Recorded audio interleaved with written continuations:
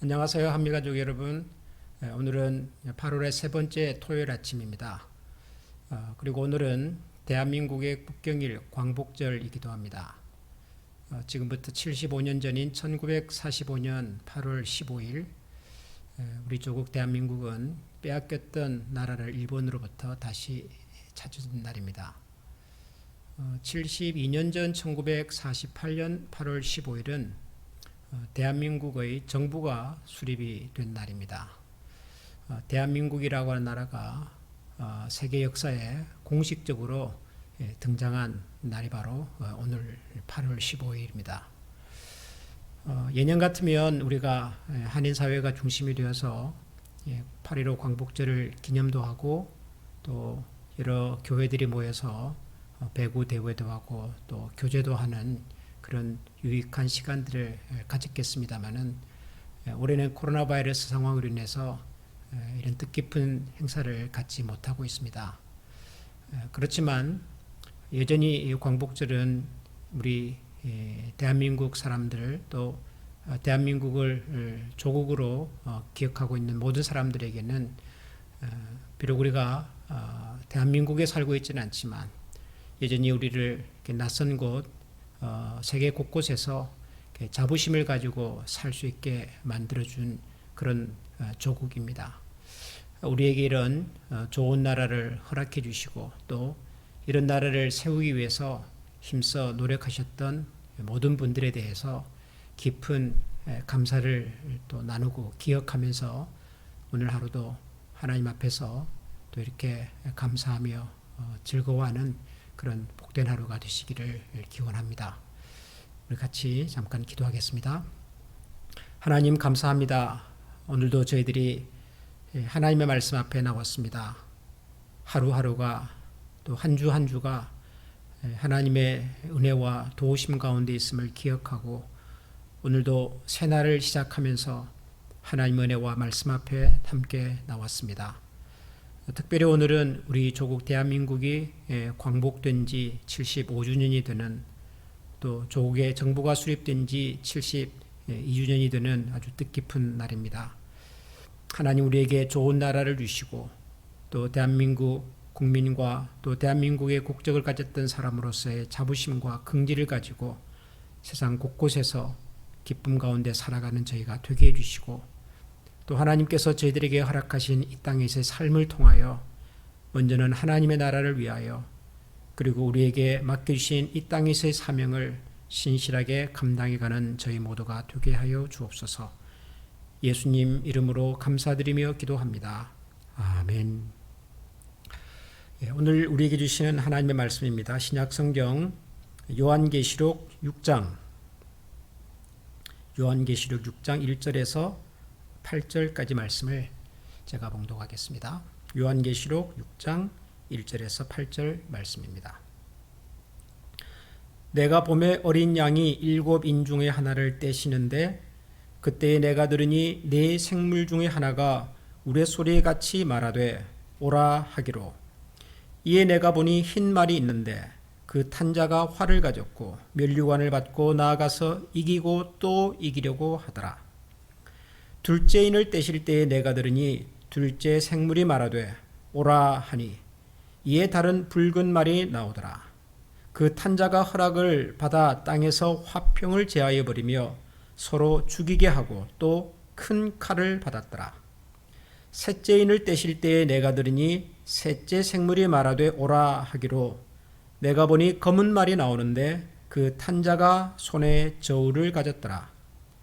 내가 네 생물 사이로부터 나는 듯한 음성을 들으니 이르되 한 데나리온의 밀 한 되요 한 데나리온의 보리 석 되로다. 또 감람류와 포도주는 해치지 말라 하더라. 넷째 인을 떼실 때에 내가 넷째 생물의 음성을 들으니 말하되 오라 하기로 내가 보매 청황색 말이 나오는데 그 탄자의 이름은 사망이니 음부가 그 뒤를 따르더라. 그들이 땅 4분의 1의 권세를 얻어 검과 흉년과 사망과 땅의 짐승들로서 죽이더라. 아멘. 8월부터 요한계시록 말씀을 우리가 매일 묵상하고 있죠. 요한계시록은 어려운 책이긴 합니다. 그렇지만 생각처럼 어렵지는 않습니다. 요한계시록은 초대교회 성도들, 특별히 신앙 가운데서 어려움을 당하고 있던 성도들을 위로하고 또 격려할 목적으로 쓰여진 편지이기 때문에 그렇게 생각하시면 요한계시록에 나오는 말씀 하나하나가 우리에게 뭐 두려움과 불안과 또 공포심을 조장하기 위해서가 아니라 성도들을 위로하고 격려하려고 주시는 메시지다. 그런 관점에서 읽으시면 요한계시록의 내용이 그렇게 어렵지 않고 또 우리에게 주시는 그런 메시지들을 우리가 발견할 수 있으리라고 생각을 합니다. 자, 오늘 요한계시록 6장을 읽었는데요. 이제 사실 6장부터가 본격적인 요한계시록의 내용이 시작이 된다라고 볼 수가 있겠습니다. 요한계시록 앞부분에 이제 5장까지는 주로 요한계시록의 서론에 대한 내용이 나오고요. 그리고 우리가 잘 아는 그 소아시아 7교회에 보낸 편지, 그리고 사도 요한이 환상 중에서 보았던 천국에 대한 묘사가 이제 5장까지고, 이제 6장부터는 이제 본격적으로 우리가 그동안 요한계시록 그러면은 많이 들었던 그 내용들이 이제 드디어 나오기 시작을 합니다. 자, 그런데 이제 요한계시록 6장부터 시작되는 이 본격적인 내용을 읽을 때 여러분들이 몇 가지 기억을 하시면 요한계시록을 읽거나 또 공부하는데 도움이 될 것 같습니다. 왜냐하면 요한계시록은 신약 성경에 있는 복음서라든가 혹은 사도행전, 서신서와 같은 성경들하고는 완전히 다른 형식의 글이기 때문입니다. 그래서 요한계시록이라고 하는 성경이 가지고 있는 특징을 좀 이해하면 요한계시록을 읽고 이해하는데 도움이 될 것 같습니다. 요한계시록을 읽을 때 먼저 여러분들이 가장 먼저 기억하시면 좋을 것이 뭐냐면 요한계시록은 대부분이 상징적인 내용들로 가득 차 있다는 것입니다. 상징적인 내용, 이게 뭐냐 그러면은 여러분 왜 우리가 가끔 하늘에 무지개가 뜨는 것을 보면 기분이 좋아지지 않습니까? 야, 뭔가 좋은 일이 일어날 것 같다. 그런 생각을 우리가 하지요. 혹은 밤하늘에서 별똥별이 떨어진다든가 뭐 그런 걸 보면 어떤 분이 세상을 떠났나? 이런 생각을 하죠. 그러니까 별이 떨어지는 것, 무지개가 나타나는 것은 자연현상인데 우리는 그런 자연현상 속에다가 의미를 담습니다. 무지개를 보면 뭔가 좋은 일이 있을 것 같고 하늘에서 별똥별이 떨어지면 누군가 세상을 떠나는 것 같은 이런 생각을 하게 되지요. 이런 것들이 상징이죠, 상징. 별이 떨어진다, 무지개가 나타났다라고 하는 사실이 아니라 그 속에 담긴 메시지를 읽는 것이 중요하다. 그런 얘기죠. 요한계시록 읽어보면 동물들도 나오고 또 여러 우리가 평소에 경험할 수 없는 그런 현상들, 그리고 특별히 숫자들이 많이 나오죠. 7교회, 그리고 666, 14만 4천, 4분의 1, 3년 반, 이런 여러 숫자들이 나오는데 여러분 이런 것들이 다 상징이다라는 생각을 먼저 하셔야 합니다. 7 자체에 매이지 마시고요.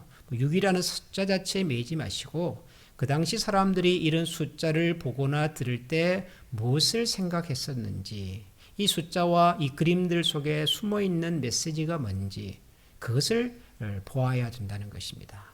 요한계시록은 대부분이 이런 상징적인 언어로 기록이 된 책이다 하는 것을 먼저 기억하시면 좋겠습니다. 두 번째는 요한계시록을 읽어보면 많은 이야기들이 등장을 합니다.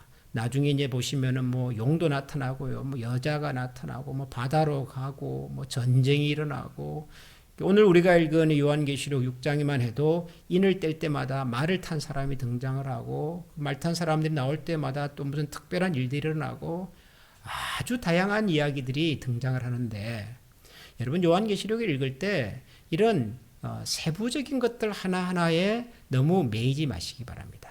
중요한 것은 전체 그림입니다. 전체 그림. 요한계시록이라고 하는 이 글을 쓰면서 사도 요한이 환상 가운데서 하나님으로부터 받은 메시지를 기록할 때 그가 마음속에 담고 있었던 큰 그림을 보는 것입니다. 그게 뭐 말이 몇 마리가 나타났고 무슨 색이었고 하는 것이 뭐 의미가 전혀 없는 것은 아닌데 그것 하나하나가 결정적으로 중요한 것들은 아닙니다. 더 중요한 것은 이런 전체 그림을 어떤 구조를 가지고 어떤 구도를 가지고 지금 그려가고 있는가 말하고 있는가 하는 것을 보는 것이지요.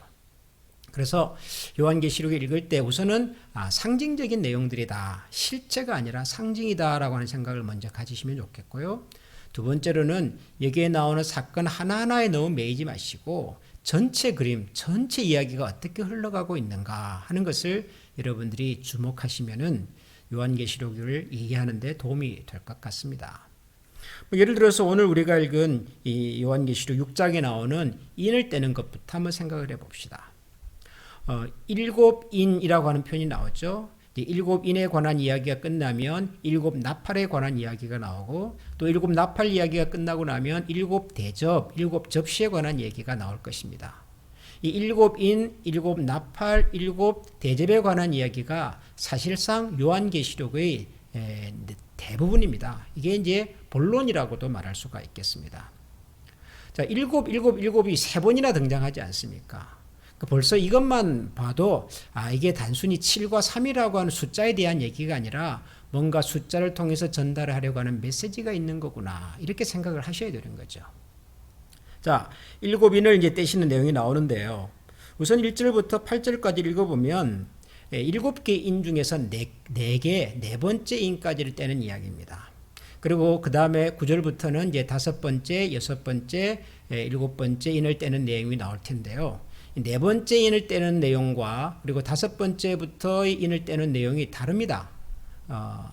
내용이 완전히 다른 내용으로 구성이 되어 있습니다. 우선 첫 번째부터 네 번째까지는 인을 뗄 때마다 말들이 등장하고요. 말을 탄 사람이 등장을 하고 그리고 말을 탄 사람이 나올 때마다 엄청난 일들이 일어납니다. 5번째, 6번째, 7번째는 그런 내용이 없어요. 말 이야기도 없고 말 탄 사람 얘기도 없습니다.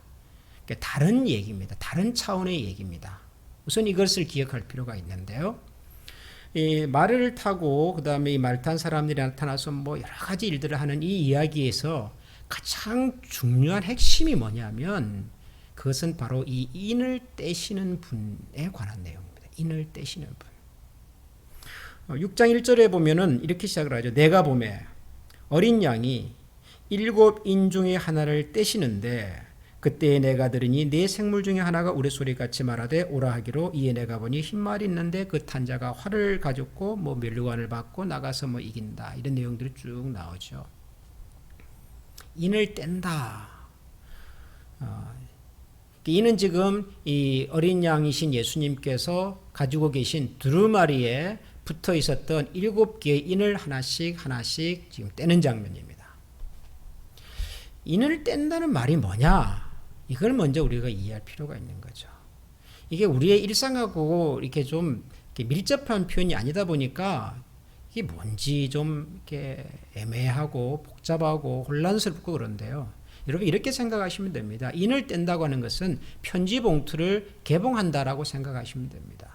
우리가 편지를 받았지 않습니까? 그리고 편지 봉투를 열어서 그 안에 있는 내용을 우리가 확인하고 읽는 것, 이게 쉽게 말하면 인을 떼는 겁니다.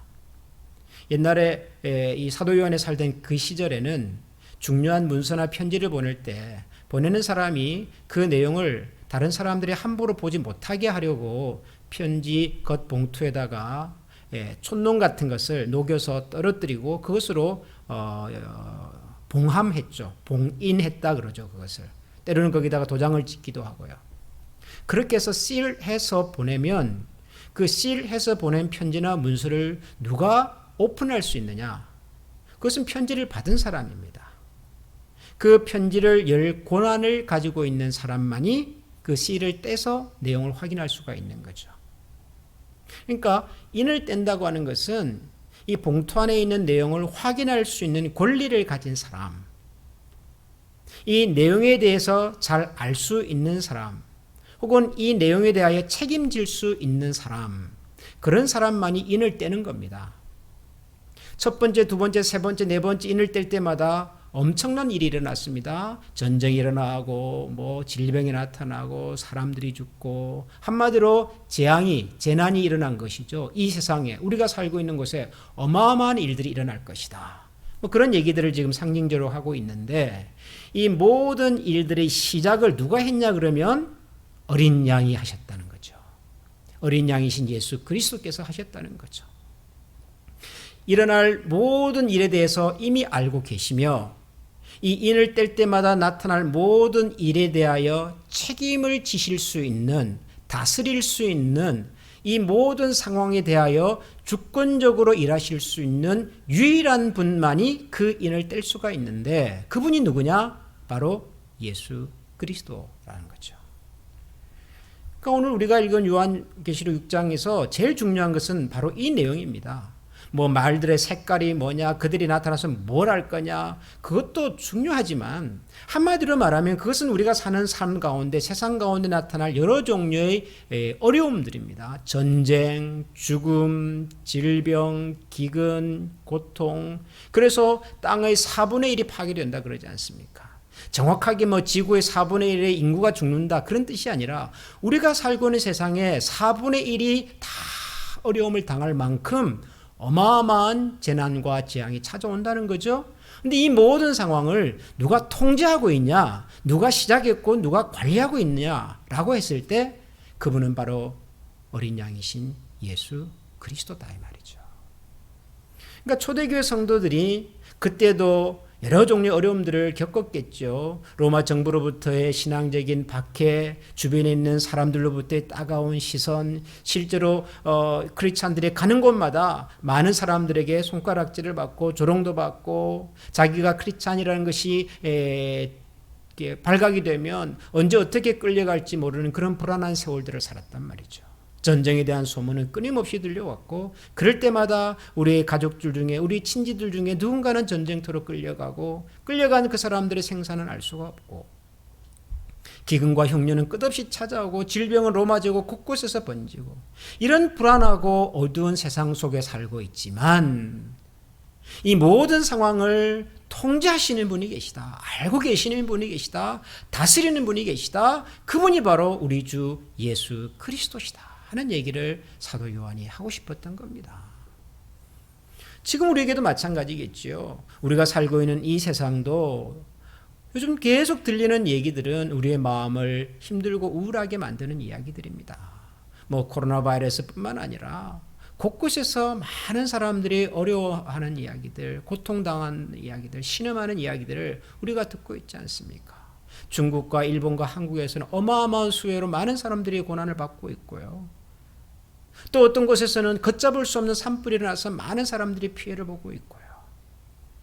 며칠 전에 시카고 다운타운에서는 또 이렇게 뭐 폭동이 일어나서 많은 사람들이 또 약탈을 하고 불안해서 못 살겠다는 시민들이 나오고 우리가 사는 세상이 하루하루가 이렇게 불안하고 어둡고 내일을 알 수 없는데 과연 이 세상 어떻게 될 것인가? 뭐 이런 생각이 들 때마다 우리가 기억하자는 거죠.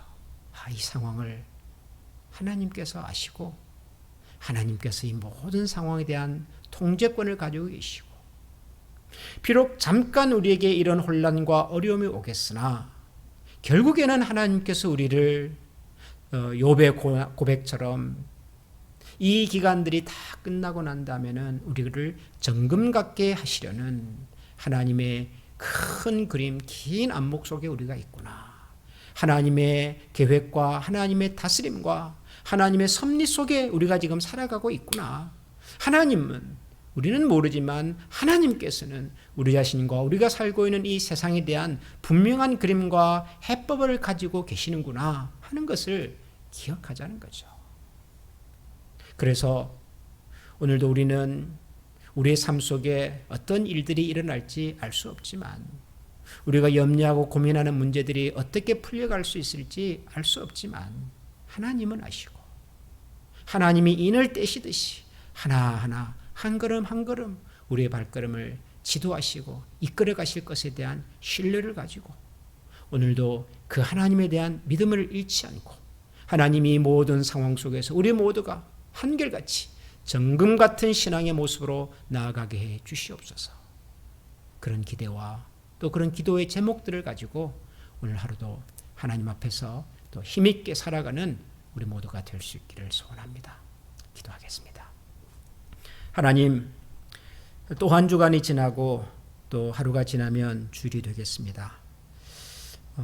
이번 주일에는 또 얼마나 많은 성도들이 함께 모여 예배할 수 있을지, 그동안 흩어져 있던 우리 성도들의 삶과 가정 속에는 또 어떤 어려움들이 있을지 우리는 전혀 알지 못하지만, 그러나 모든 것을 아시는 하나님이 우리의 하나님이시기 때문에 그 하나님에 대한 신뢰와 믿음을 가지고 오늘도 하루를 시작하겠습니다.